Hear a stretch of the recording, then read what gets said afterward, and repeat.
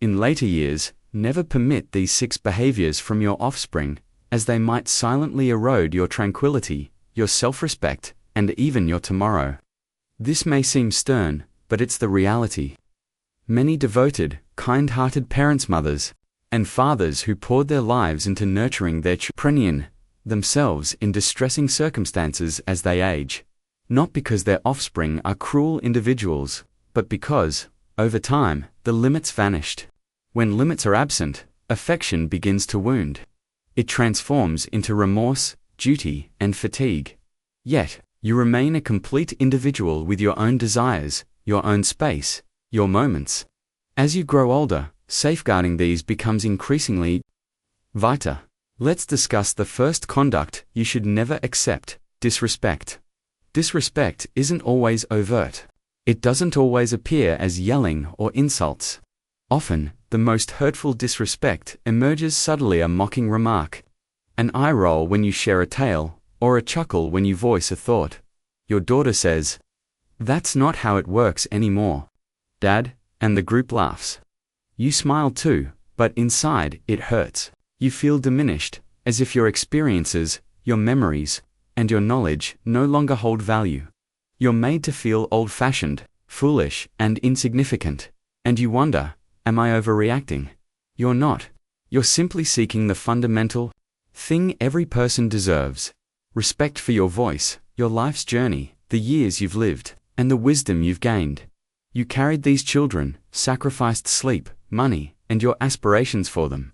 It's not unreasonable to expect that when you speak, they hear you. When you share, they don't ridicule. When you're present, you're treated as someone who counts. That's not fragility. That's self-worth. If it's not occurring, you have every right to address it, not during a busy family gathering, not in a heated moment, but in a calm, private conversation, when emotions are steady. You might say, "When you mock my stories, it feels like they're worthless, like I'm worthless." That single statement can change everything. If the disregard persists, it's okay to step back and say, "I won't stay in discussions that make me feel unseen." Your presence should never feel like a weight. Now, let's explore the second behavior that can quietly harm your well-being: financial reliance. This is tough because it often starts with care. You want to assist, to see your child secure, safe, and supported. So, you provide money for a car fix, help with rent, pay for a class, cover a credit card bill just this once. But it keeps happening. The phone rings. "Mom, I just need a bit of help this month." "Dad, I swear this is the final time." You keep giving, not because you're gullible, but because you love them. But here's the reality. Every time you dip into your savings, your retirement, the modest nest egg you've carefully built for your later years, you're gradually giving up your security. You're surrendering the comfort you worked a lifetime to create. You may have spent years budgeting, saving, and foregoing luxuries to ensure you could one day relax. That day is here. You've earned it. But if that money keeps leaving your hands to support an adult child who should be self-sufficient, something is off balance. Yes, it's fine to help occasionally. It's fine to agree when it feels right.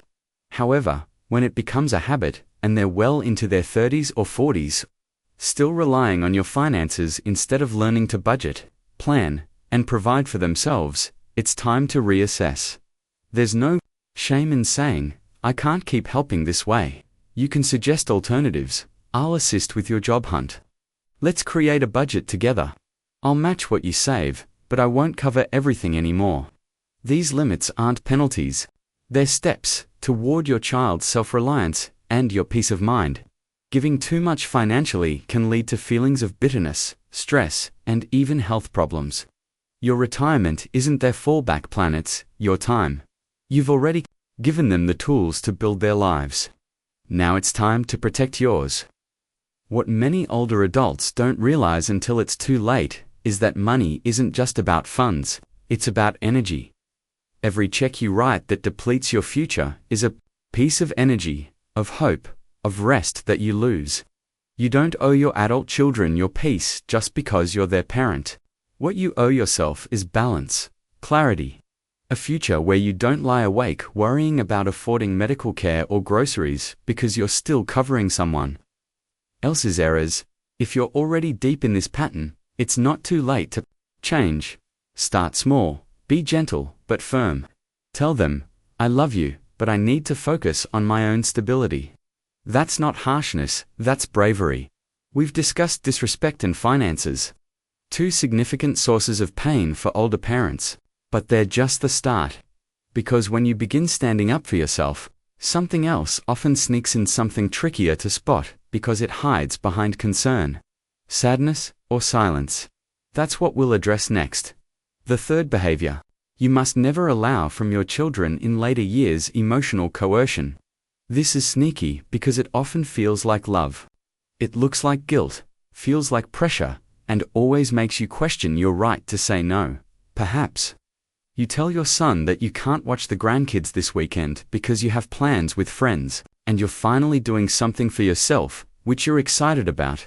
But he responds with a heavy sigh. I guess I'll have to cancel my work meeting. I thought you knew how important this was. Suddenly, your joy fades. You feel selfish, guilty, and ashamed. Or perhaps your daughter says, after all I've been through, I thought you'd be more supportive, just because you declined another loan. Now, instead of standing firm, you're doubting yourself. That's what emotional coercion does. It turns your no into a weapon. It makes you feel like you're failing them when you're just trying to care for yourself. And here's what's hard, but necessary. Sometimes those who use guilt don't even realize it. They've learned that if they push the right buttons, sulk, cry, or stay silent long enough, you'll give in. They know your soft spots, how much you love them, and without intending to, they've started using that love as leverage. But love isn't obligation, guilt, or giving in because you're afraid to seem difficult or uncaring. You can love your children deeply and still say no. You can be a good parent and still set limits. You're allowed to protect your peace, even if it disappoints someone else. So, what do you do when you feel that emotional pressure? First, pause. You don't need to respond immediately. Say, let me consider that, and give yourself time to breathe, reflect, and check in with your own needs. That one sentence gives you control. It creates space. Second, when you respond, speak with love but clarity. I notice when I say no, you make me feel guilty. I love you, but I need to make choices without feeling pressured. Will it feel uneasy? Probably. Will it cause tension at first? Maybe. But healthy relationships are built on honesty, not silence, and mutual respect. If your children truly love you, they'll listen. Maybe not instantly, maybe not perfectly, but they'll learn that your limits aren't rejection. They're protection for both of you. And remember, no is a complete sentence. You don't need to explain every detail or defend your time, energy, or choices. You can simply say, no, I can't do that now. That's enough. Those who love you will respect it. Those who don't are the ones who need the boundary most. Let's move to the fourth behavior you should never allow from your adult children: using your time, home, and freedom as their fallback plan. Maybe this feels familiar. You settle down to read, sip tea, or watch a show, and the phone rings. Can you come over now? I need someone to watch the kids. Or worse, they show up unannounced, expecting meals, laundry, and attention, as if it were still decades ago and you were running the household full-time. Being needed feels good. Spending time with family, helping grandkids, being part of their lives is wonderful. But when it's always on their schedule, when your plans are repeatedly sidelined, when your home becomes a revolving door serving everyone but you, something's wrong. Slowly, you start to fade. Your hobbies, friendships, moments of peace shrink to fit everyone else's needs. That's not okay. You deserve rest, space, and the freedom to say, this weekend, I need time for myself.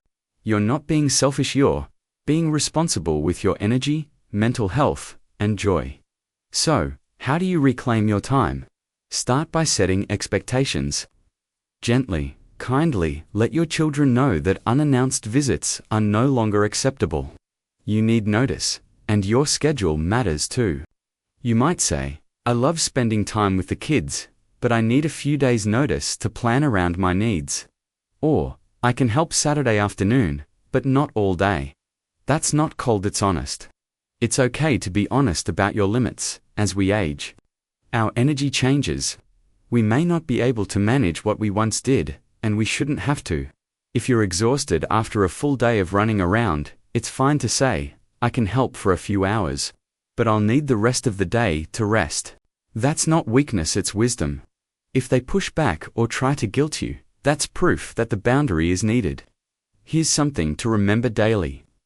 You don't have to earn your rest. You don't need to prove your usefulness to deserve peace. You've already done more than enough, given your time, love, and strength. Now it's your turn to receive, relax, and say, today is for me. Those who value you will understand, adjust, and grow. Because boundaries don't harm relationships. Reveal them. They show who's willing to meet you with respect, and who only values your yes. What we're discussing isn't about creating distance from your children, it's about restoring balance. Reclaiming parts of your life that have been quietly taken away, bit by bit, favor by favor, visit by visit.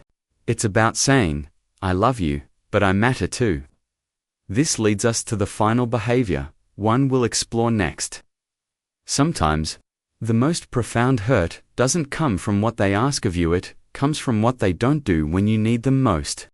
The fifth behavior you must never allow from your children in later years is neglect, especially emotional neglect. Sometimes, what hurts most isn't what they say, it's what they don't say, what they don't do. It's the silence when you need support most. Maybe you're recovering from surgery, grieving a loss, or need help carrying groceries. You're not asking for the world, just a call, a visit, a small sign someone remembers you have needs to, that someone cares you're still here. When that care doesn't come, it feels like more than forgetfulness, it feels like being invisible. This is one of the most brutal truths older adults face. Realizing the roles have shifted, yet the support hasn't followed. You were the dependable one, the caregiver, always there for fevers, heartbreaks, bad grades, scraped knees, and unpaid rent. You showed up in their worst moments. Now, in yours, no one shows up for you. What's harder is that you don't want to beg, to be a burden, or explain why you matter. So, you stay quiet, say nothing, wait by the phone, telling yourself they're busy with kids, their own lives. Maybe they are, but love isn't just what you give, it's what's returned. You deserve to be seen, supported, acknowledged, it because you raised them, but because you're still here, and your life matters. How do you address neglect without feeling like you're chasing attention? Start with honesty, not hints, guilt, or silence, but straightforward, direct honesty. Say, I've been feeling lonely lately. A call now and then would mean a lot. Or, I have a doctor's visit next week, and I'd appreciate someone coming with me. That's not needy, it's vulnerable, human. And sometimes that's what cuts through their busy lives to make your needs visible. There's a difference between your wishes and real needs. Wanting a weekly call differs from needing help after a fall, or during recovery, but both matter because your desire for connection, company, a shared meal, or a laugh keeps you feeling alive. You don't have to apologize for wanting to feel alive. But what if they still don't show up? If the silence continues? Then shift your energy, give more to those who do show up. Perhaps it's a neighbor who checks in, a friend from a community group, or a nephew who always asks how you're doing. These people, no matter how small their gestures, are your true support circle. Realignment isn't rejection. It's not turning away from your children, but toward yourself. It's saying, I won't keep pouring love into places that don't receive it. You're not closing a door, you're just not waiting by it anymore. You're directing your light where it's seen and valued. This brings us to something tied to neglect. Constant judgment, a behavior that often masks itself as care but leaves you feeling like a child in your own life. Maybe you share your wish to move, downsize, or live near the mountains, and you're met with, you can't sell the house, our childhood home. Or, you mention taking a drawing class or trying online dating, and they look at you like you're foolish. Is that safe? Isn't it too soon? They say. And your excitement turns to embarrassment. It's subtle, patronizing, and wrong. Here's the truth. They don't decide how you live your life, not now, not ever. You've earned your independence, not just legally, but in your spirit. You've lived decades, made mistakes, loved, lost, and started over. You've built a life with your own hands. You don't need permission to live it your way. When judgment comes, disguised as worry, listen once, consider their view, but don't absorb it. Say thank you, but I've thought this through, I'm happy with my decision. You don't need to argue or defend your not on trial, not their project to manage. Sometimes their judgment isn't about you, it's their fear, discomfort with change, or worry about losing control. They may not realize they're projecting, but you don't have to accept it. Keep confident choices private, not because you're hiding, but to protect your peace of mind. That's your right. You have the right to build a life that fits who you are now, not who they want you to be. You have the right to find joy, try new things, take risks, fall in love, start again at 70, 80 or 90. Your story isn't over, not by a long shot. When judgment comes, remember, you're not too old, not too late, and not living for someone else's approval. You're living for yourself. Finally, there's one more behavior, quieter than judgment, but just as harmful one, that many older parents overlook until it becomes a habit. Being expected always to provide care, but never receive it in return. It starts with a simple ask, can you watch the baby while I work? Or can you move closer to help with school runs? At first, it feels good to be needed. You love your grandkids, want to help your children, and feel a sense of purpose again. But the requests keep coming. What started as one afternoon a week becomes 3, then 5. Before you know it, your retirement feels like a second full-time job. But when you need help, when you try to discuss your care, health, or future, everyone's too busy or dismisses it. Don't worry about that now, they say, or they change the topic, leaving you with growing fear that you'll face your future alone. That's not fair or sustainable. You're not just a helper, a babysitter, a driver, or a free service. You're a whole person with a body that tires, a heart that. If you enjoy helping with grandkids, that's wonderful. But if you're overwhelmed, exhausted, or resentful, it's time to say, I need to reclaim some time for myself. That's not selfish, it's survival. You're allowed to say no, set limits, say, I can help once a week, not every day, or I need mornings for myself. Your time and energy have value. And retirement doesn't mean you're endlessly available. When it comes to your care, don't wait for a crisis to start the conversation. Say clearly, I'd like us to plan for, if I need help in the future. Discuss where you might live, who'll help with medical decisions, and how finances will be managed. These topics may feel uneasy, but clarity now prevents chaos later. If your children avoid these talks, or dismiss your future needs, don't stay silent. Plan with those who are willing. Like a friend, lawyer, care planner, or neighbor, you don't need your family's permission to secure your future or their approval. For peace of mind, here's what's at stake: your independence, safety, dignity. You've spent too many years caring for others to neglect yourself now. Putting these in writing how often you'll help. Who makes decisions if something happens? Where your resources are is one of the kindest things you can do for yourself and your family. It removes guesswork, reduces tension, and ensures your voice is heard even when you're not present. So, let's pause and reflect on everything we've covered. In later years, never permit disrespect, because every time someone belittles you, interrupts, or mocks your stories, they erode your confidence. You deserve to be heard. Never permit constant financial reliance, because draining your retirement, for someone who won't stand on their sacrifices, your safety for their comfort. Never permit emotional coercion, because guilt isn't love, and you're allowed to say no without apologizing. Never permit your time and space to be used without limits, because you've earned rest, and your home isn't a 24/7 convenience store. Never permit neglect, because when you're in need, your children should show up. Love includes presence, care, and a willingness to support the one who once supported everyone. You're not asking for too much or being demanding or selfish. You're choosing self-respect. If your children don't yet understand, it's okay to teach them with kindness, love, and strength.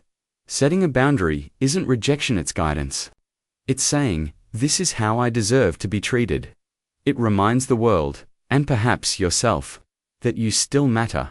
You're not just a parent or grandparent, not just a helper, bank, or safety net. You're a human with dreams, values, and years left to live fully, deeply, unapologetically. If no one else says this today, let me say it. You have permission to reclaim your life. Protect your peace, rediscover your joy, and live on your terms. You're not too old to start again, not too late to speak up, and certainly not done.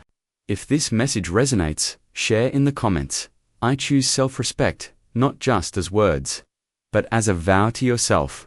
If you'd like more messages like this, gentle, honest, uplifting words for this season of life, be sure to enjoy this and follow for more. Don't forget to tap the bell so you'll know when new content arrives, just for you. You're not alone, not forgotten, and far from finished. We'll talk again soon. Until then, care for yourself, you're worth it.